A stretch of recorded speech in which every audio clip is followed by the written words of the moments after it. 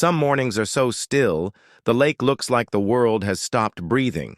Just the faint splash of birds behind the tree line and sunlight grazing the water like a silent promise. I've lived my whole life inside moments like that, where silence isn't emptiness, it's proof of freedom. Until one day, a woman in a white blouse and wide-brimmed hat stood on my dock and said my boat was not up to community standards. And the lake my family had owned for 3 generations, according to her, it now belonged to the HOA. I took a sip of coffee, and I smiled, because I knew no one wages war against a landowner and walks away clean. She was still screaming when the bulldozer blade punched through the HOA office's glass front, citations scattered like confetti across the still lake. Her voice cracked, broke, because in that moment she realized everything she built was never hers to begin with. I stood there, boots firm like stakes in bedrock, hot coffee in hand, watching the wooden remains of her seat of power crumble into splinters. My name is Jake Morgan, and this is my lake. People ask if I've ever seen someone challenge a landowner on his own land. Yes. And her name was Teresa Leland, self-proclaimed president of the Lake Haven Community HOA. She made a mistake no one should ever make. She sank my boat. The same handcrafted wooden boat my father built, tied to decades of memories. Early morning fishing trips, blood-red sunsets, the scent of motor oil and pine sap carried on the wind. Teresa thought she was enforcing community regulations, but she didn't know that the lake she thought she was protecting for residents. I am the legal owner of every inch of that water, every foot of shoreline, every single fish swimming below. My home sits on the west edge of the lake, where the first rays of sun hit the oak deck. 3 generations of my family lived here, not just a house, but a legacy. The American flag out front hasn't missed a single morning, even under snow 3 feet deep. I used to work in logistics, sold my company at 43. Since then, I've chosen peace, fishing, reading land law, reviewing property deeds, not because I'm paranoid, but because peace is only for those who can defend it. Things started changing when the so-called Eagle Ridge Eco-Development showed up. They called it a premium community with nature-integrated living and full-spectrum security. Translation? A flowered prison wired with motion sensors. Bulldozers rolled in by the dozen, stamping out identical homes like loaves from a mold. Cheap material, fake wood finishes, and inside, the kind of regulations that make your skin crawl just reading them. I stayed quiet. They hadn't touched me, yet, but I knew they would try. My property runs from the west lakefront all the way east, skirting through the maple forest and down to the bend near the inlet, the only trail that leads to the lake. I don't just own the house. I own the water. I pay taxes on it. I maintain its ecosystem. I've kept it intact since my grandfather's days. And then, one March morning, I found a pastel pink envelope taped to my mailbox. On it, in script, friendly suggestion. Please repaint your boathouse to match the approved lakeside community palette. I read it.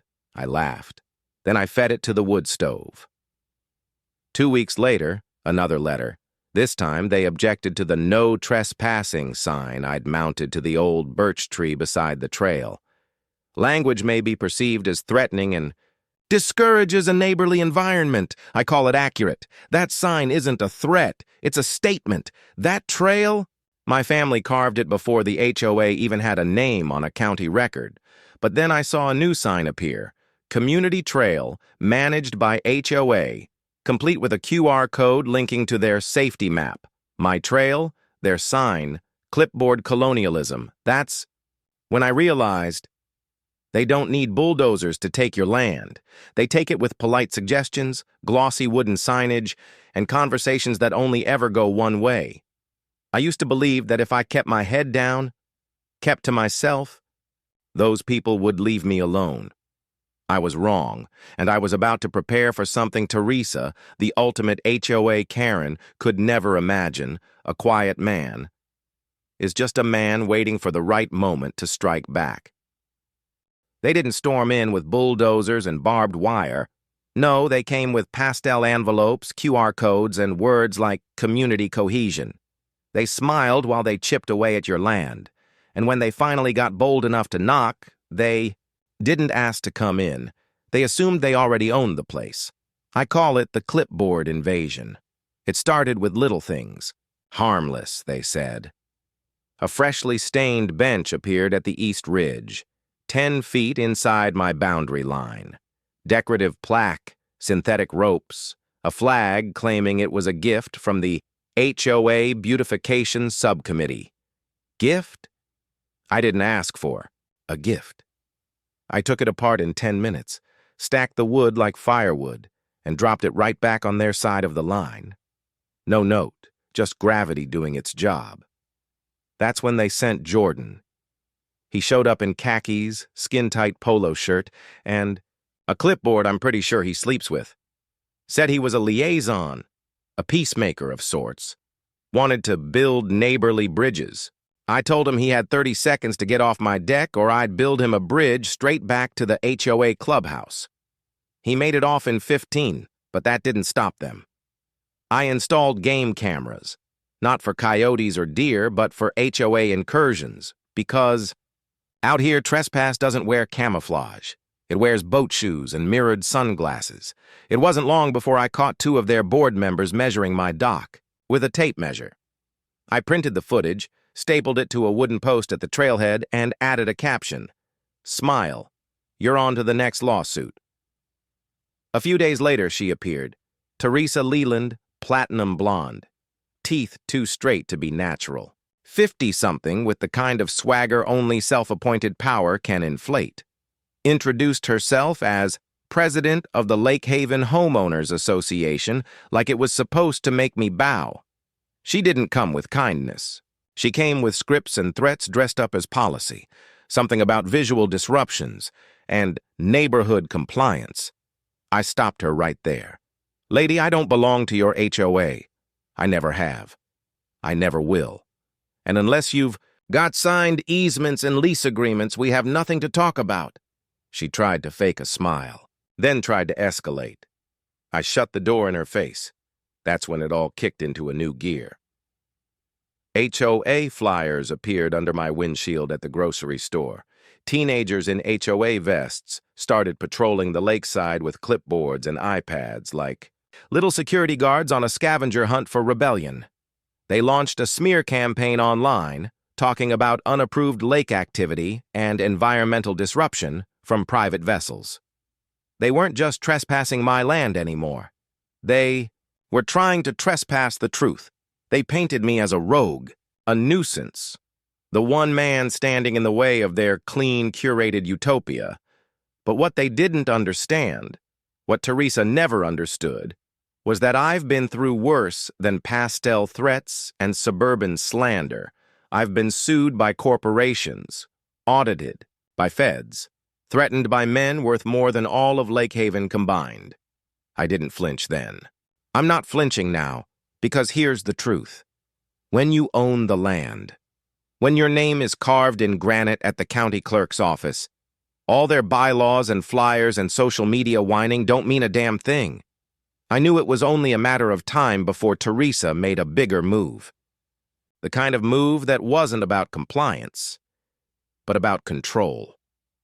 I just didn't expect her to go after the one thing I held dearest. Not the house. Not the land. She went after old Ruby, and with that, she crossed a line. Not a legal one, a personal one, and the moment she did, she made a mistake that would bring her whole paper kingdom down. It came in a black envelope. Not pink, not pastel. No flowery, friendly guidance or clip art smiley faces. Just plain black cardstock hand-delivered by a teenage kid who looked like he was being paid in HOA community service hours. He didn't say a word. Just shoved it into my hand and walked off fast, like the envelope might explode. On the return label, Lake Haven Environmental Review Board. which far as I knew had never existed until Teresa made it up the night before over a bottle of boxed wine and a Pinterest template. Inside, a 6-page report, printed in glossy color, filled with pie charts, water quality graphs, and eco-jargon so dense you'd think it came out of a failed PhD dissertation. The subject? Old Ruby, my 19-foot cedar strip fishing boat, the one my father built with his hands in 1973, the one I'd restored every spring since the day he died. They called her an unregistered pollutant source, a structural hazard, a lakefront aesthetic disruptor. I laughed, out loud, nearly spilled my coffee on it. Then I slapped a trout magnet over the document and stuck it on the fridge. But I should have known. Teresa doesn't handle being laughed at. A week later, I woke up to an odd silence. Do you ever feel a kind of emptiness before you even look outside? A wrongness in the air? I stepped onto the porch, barefoot, looked out over my lake. The mist was low. The water was glass. But something was off. The dock was too still. Old Ruby was gone. At first I thought she'd come unmoored, maybe a snapped rope, but the cleats were still there, just frayed ends fluttering like wounded flags. I checked the cameras. Nothing. Hiked the shoreline. No drift, no wake, no drag marks. She hadn't floated away. She'd been taken. 2 hours later, while I was still pacing the gravel near the woodshed, she showed up. Teresa, floating on a paddleboard like some smug sea witch, big designer sunglasses, and a sun hat wide enough to receive satellite signals. She said nothing at first, just coasted back and forth, like she was waiting for me to beg. Then finally, looking for something, I didn't respond. Not right away. My jaw was clenched so hard I could hear my molars creak. Then, "You have one chance to tell me where my boat is," she smiled. Sweet, syrupy, rotten. "Oh, it's still here. Just relocated. Beneath the surface. We filed an emergency mitigation order. She's been safely submerged. For the environment." My brain blank. "You did what?" "Temporary, of course," she continued like she was reading from a script. "Given the oil concerns and visual disharmony your vessel introduced to our shoreline, we felt decisive action was required." "It's not your shoreline," I snapped. She flipped her tablet around, showed me a satellite map with community overlay lines drawn in red Crayola. "Actually," she said, "according to our bylaws," I cut her off. "Your bylaws don't rewrite county records, sweetheart. They're hallucinations on printer paper." She gave a condescending little wave. "Have a compliant day." And with that, she paddled away. I dove that afternoon. Wetsuit, weight belt, dive light, fury in my chest like a furnace. It took 2 hours, but I found her. Old Ruby, resting on her side in 15 feet of water, covered in silt. The tow rope was snapped. The bow had impact marks. Someone hadn't just submerged her. They'd dragged her out and dumped her, deliberate, calculated, criminal. I stood on the shore, soaked and shaking, not just from the cold, from something deeper, deeper than anger, deeper than insults. This wasn't about property lines anymore. This was war. I didn't scream, didn't call the sheriff, didn't post some furious manifesto online. I walked into the barn, dusty air, cedar beams, the scent of oil and age. In the back corner stood an old filing cabinet, steel, heavy, locked. My grandfather welded it shut. Sometime in the 70s, it hadn't been opened in decades. I grabbed the angle grinder. 15 minutes later, the cabinet groaned open like it was waking up from a 50-year nap. Inside, maps, surveys, hand-drawn plats. Property records traced in pencil and ink, annotated in my grandfather's perfect block lettering. It was all there, every inch of land, every slope, every easement, every shoreline curve. And right there, in a file marked Zoning Eagle Ridge 2012, I found it. A modern survey. and a 30-foot discrepancy. Their office, their building, their HOA headquarters with its big windows and fake colonial columns. It wasn't on their land. It was on mine. I walked the boundary line that night with a GPS unit and a compass. Reconfirmed the stakes, took photos, laid transparency maps over my grandfather's originals. Everything matched. Their command center? Built 30 feet past their legal edge. Concrete, utilities, irrigation, foundation, every inch, trespassing. I sat on the bench outside their office, my bench now, technically, and stared at the wall for a long time. The same wall where they'd once posted a flyer saying my boat disrupted the peace, and I smiled, because they didn't just sink my boat, they built their entire empire on stolen land, and they were about to find out what happens when the real owner stops being silent. The difference between revenge and justice. Documentation. That night I cleared off my entire dining table, moved the salt shaker, the coffee mug, the framed photo of my dad and I holding Ruby's first trout, and I laid out every map, deed, zoning certificate, and boundary overlay like I was planning an airstrike. Because I was. Except my payload wasn't dynamite. It was legal dynamite. First step, precision.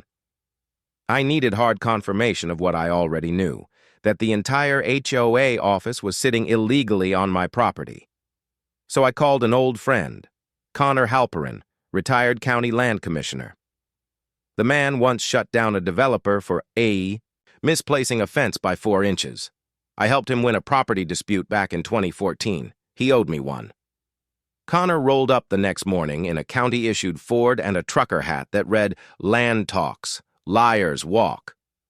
He brought a topo drone, laser plotter, and a clipboard thicker than Teresa's ego. By sunset, we had a full 3D GIS plot showing the HOA building sprawled 30 feet into my lot. He tapped the screen. "Jake, this isn't just encroachment. You're owed back rent, land use fees, and maybe punitive damages if they've run events here." They had. Oh, had they? Fundraisers, barbecues, HOA mixers. I'd even seen a wedding with a bounce house out back, all on my dirt. Connor just whistled. "That's not a clubhouse. That's evidence." I filmed a full walkthrough of the perimeter, camcorder on, GoPro on my chest, GPS unit pinging every marker, measured everything twice, narrated the whole thing like a courtroom documentary. Then I printed a sign and posted it right outside their front door. Warning: this structure occupies private property without authorization. Legal action pending. The next morning, it began. First, an email from Teresa herself. "Can we discuss a resolution?" Then one from Brent, her lapdog VP. "Perhaps we've miscommunicated?" Then a formal letter from their legal rep, whose name had more syllables than arguments in a clipboard. All of them wanted to chat, to avoid escalation. I ignored them. Then they made their first mistake. They held a community meeting inside my stolen building. I showed up 10 minutes in, wearing jeans, button-down shirt, and a GoPro on my chest, blinking red. The receptionist stuttered. Someone whispered, "That's him." Teresa was mid-sentence, standing at the podium talking about protecting community infrastructure. Then she saw me. "You're not allowed in here," she snapped. "On the contrary," I replied, walking right to the podium. "This is my land, which makes this my building." A few people chuckled. A few gasped. "This is community space," she barked, brandishing her iPad like a badge. "Built under city permits." I opened my folder, held up the deed, laminated, signed, stamped, built 30 feet over the line. No permits protect what's on stolen land. The room went dead silent. Then I delivered the line I'd been saving. "You have 30 days to vacate. After that, I file for eviction and demolition." Teresa's face? It dropped so fast I thought her jaw might hit the podium. I didn't raise my voice. Didn't need to. The weight of truth did all the talking. I turned and walked out. Didn't slam the door. Didn't gloat. I just let the silence follow me all the way down the hallway, past her framed HOA bylaws and smug Resident of the Month photos. But I wasn't done. No, not yet. Because I knew Teresa would stall, delay, play victim. I couldn't give her the time. So I accelerated. Day one after the meeting, I had a legal eviction notice couriered in a black suit, hand-delivered, signed with a wax seal bearing my family crest. Not because I needed the drama, but because I wanted the visual. The letter read, "This structure has been verified to occupy 3,254 SQFT of land owned by Jake Morgan. You are hereby ordered to vacate within 30 calendar days or face demolition, utility seizure, and property lien filings as per County Ordinance 16.8. I sent copies to every HOA board member, the zoning office, the county records department, the local sheriff, and my favorite journalist at the Hilltop Herald, because if this was going down, it wasn't going down in secret." Teresa called me that night, her voice sounded like static wrapped in lemon juice. "You think you can bully us out of our own office?" I didn't yell. I didn't match her tone. I just answered calmly, "No, I'm just taking back what you illegally built on my land. You can't evict a community." Communities that build on stolen property aren't communities. They're squatters. Click. She hung up. The next day, HOA newsletters started flying. Community under siege. Defend our rights. Stop the land tyrant. They passed them out door to door, taped them to mailboxes, slipped them under windshields. Same tactics they'd used on me. But while Teresa was printing flyers, I was planting stakes. Red flags every 2 feet, all around the perimeter of the office, so everyone could see exactly where their community headquarters ended and where Jake Morgan's land began.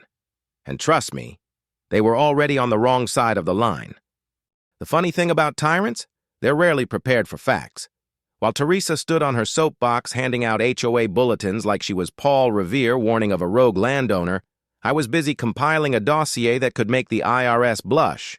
And it started with the septic line. I hired a private structural engineer. No HOA affiliate, no local buddy. Just a quiet guy with steel-toed boots and a clipboard thicker than a law textbook. Took him 2 hours to walk the building, poke around the foundation, and crawl beneath their eco-conscious boardroom. His findings, 4 code violations, 2 structural faults, and a septic system illegally draining runoff into my lake. That last one, criminal. He snapped photos, wrote the affidavit, added timestamps and measurements. I forwarded it, uncensored, to the County Environmental Office. Teresa wanted war. Now it was certified. Next step, the bill. I sat at my kitchen table, poured a whiskey, and drafted an invoice. Years of unauthorized land use. 254 square feet at market commercial lease value, backdated interest, 4% annually, maintenance and damages environmental. Recovery costs, total due, $287,430 water payable in 30 days. I printed it on thick paper, slid it into a black envelope, and hand-delivered it to the HOA office. Slipped it right through the mail slot like I was sending Santa a letter, except this time, Santa wanted a check. Then for the camera I knew was recording, I tipped my hat and walked off. But what really cracked their castle wasn't the lawsuit. It was the leaks. Turns out not everyone in Lake Haven loved Teresa's brand of suburban dictatorship. I started getting anonymous texts, emails, photos, meeting minutes, screenshots of internal HOA threads. They revealed HOA dues were funding Teresa's spa weekends. Environmental projects included landscaping her private gazebo. Community outreach meant catered dinners for HOA execs. One resident wrote, "We voted for lake beautification. She beautified her own damn lawn." I bundled it all into a folder marked Exhibit C, and I wasn't the only one watching. Enter Rick Spaulding, local columnist, cynic, bloodhound for bureaucratic BSI, sent him the Sanitized version of the case. No personal vendettas, no insults. Just the documents, maps, deeds, and violations. 1 week later, his headline hit the Sunday paper like a bombshell. HOA office built on stolen land. President under investigation. The article went viral. Not national viral, but local enough. To cause a stampede. People who never cared about HOA politics suddenly had opinions. Facebook groups lit up like Christmas trees. Some praised me. Some roasted Teresa. Others just laughed at the irony of an HOA getting evicted by the guy they tried to fine for having a beige boat. Teresa responded with a video statement, wearing a crisp white blazer, standing in front of the lake she claimed to protect. She called me a rogue landholder with a grudge. She said I was abusing a loophole. She said this was an attack on the community. You know what she didn't say? That I was wrong. Meanwhile, the county zoning office was busy because I'd filed for demolition. And now, with structural violations, environmental damage, and documented trespass, they had cause. 10 days later, I received it. Demolition order. Compliance failure. Removal required within 10 business days, or face court-enforced destruction. I taped it to the front door of the HOA office myself, and I made sure to do it at dawn. The paper fluttered in the breeze like a war banner. Teresa filed an emergency injunction, claimed the building was historically significant. The judge read her statement in court, looked up, and laughed. "Ma'am," he said, "this is a prefab structure built in 2013. It has vinyl siding." Then he stamped, "Appeal denied." So I did what I do best. I made sure no one could lie about where the lines were. I walked the perimeter of the building. Every 2 feet, I planted a small red flag, not big, not loud, just visible and permanent. Inside, the HOA board panicked. They called an emergency meeting. I watched from the hill above the clubhouse, binoculars in one hand, black coffee in the other. The parking lot overflowed. Voices rose. Teresa stormed out, face red, clutching her phone like it might call back lost authority. Her kingdom was collapsing, and she still didn't realize. I hadn't even hit her with the last blow yet, because this wasn't about punishment anymore. This was about setting a precedent. They'd sunk my boat.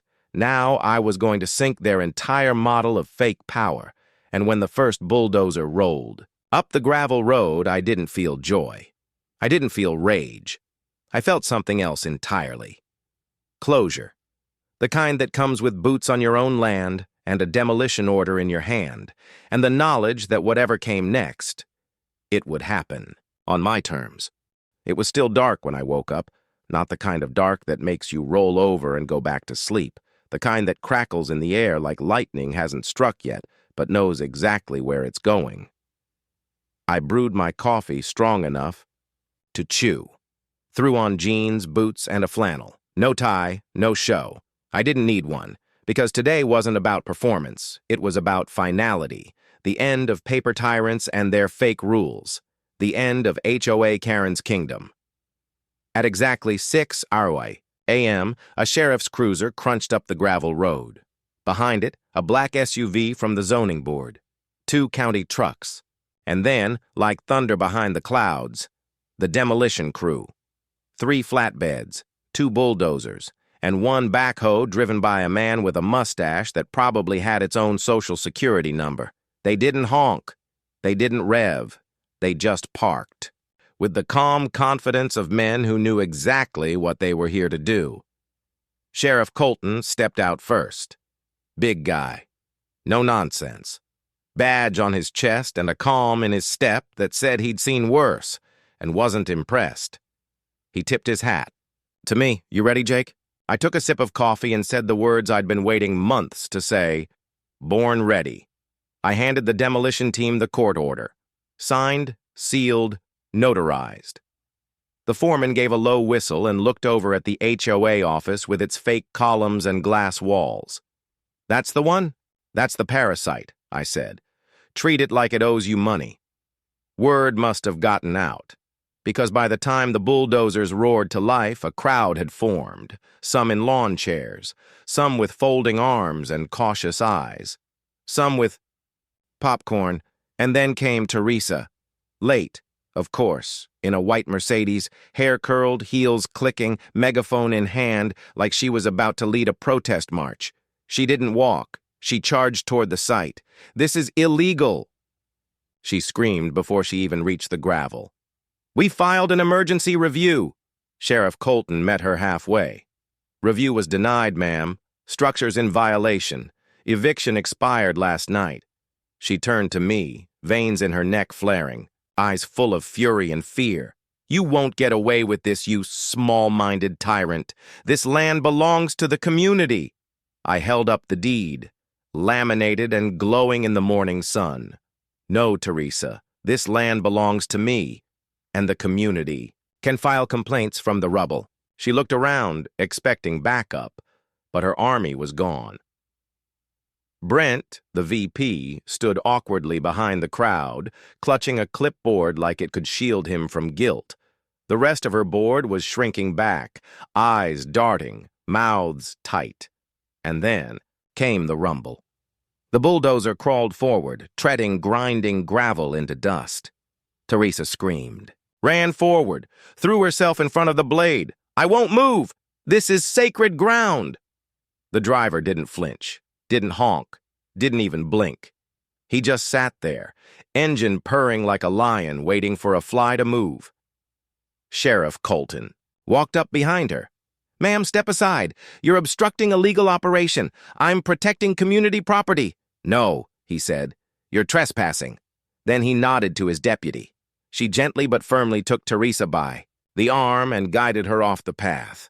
Her megaphone clattered to the ground. Her legacy followed. The crowd was dead silent. Phones out. Red lights. Blinking. And then the blade dropped.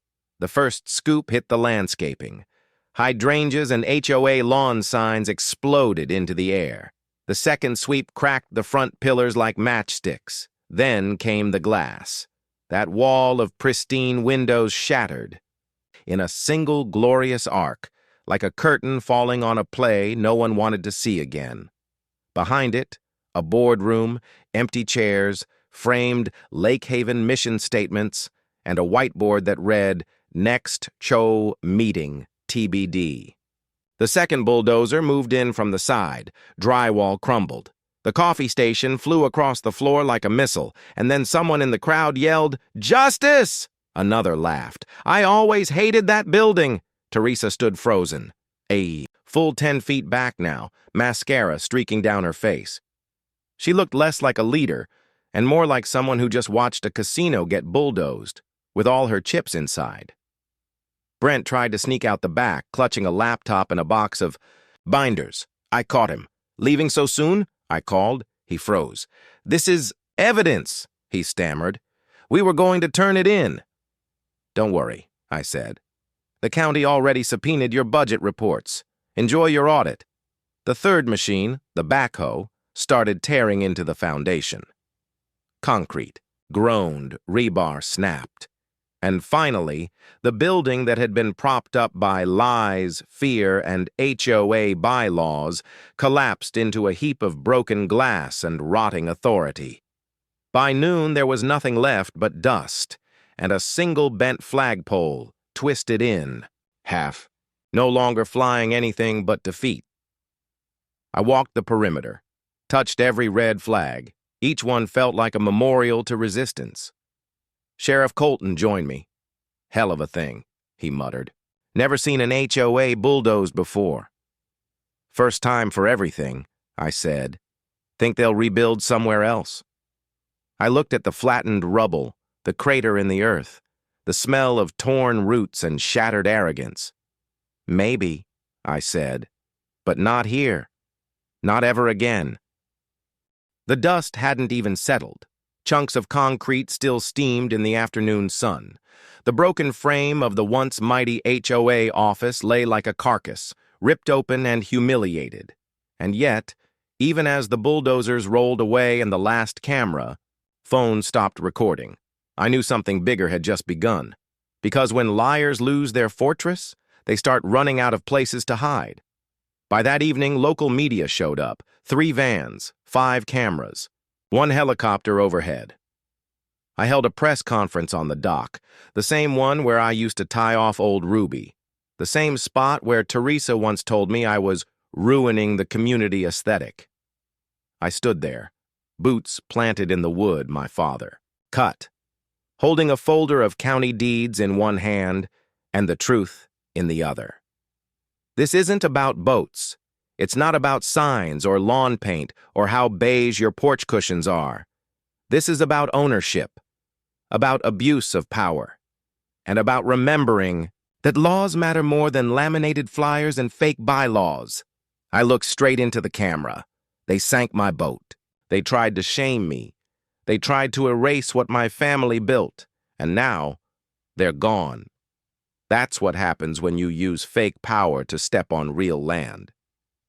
Teresa? She didn't show her face again that day, or the next. In fact, her white Mercedes disappeared from the HOA registry completely. The house she once bragged about in every committee meeting, listed for sale. 3 weeks later, it had a new owner and new mailbox flowers.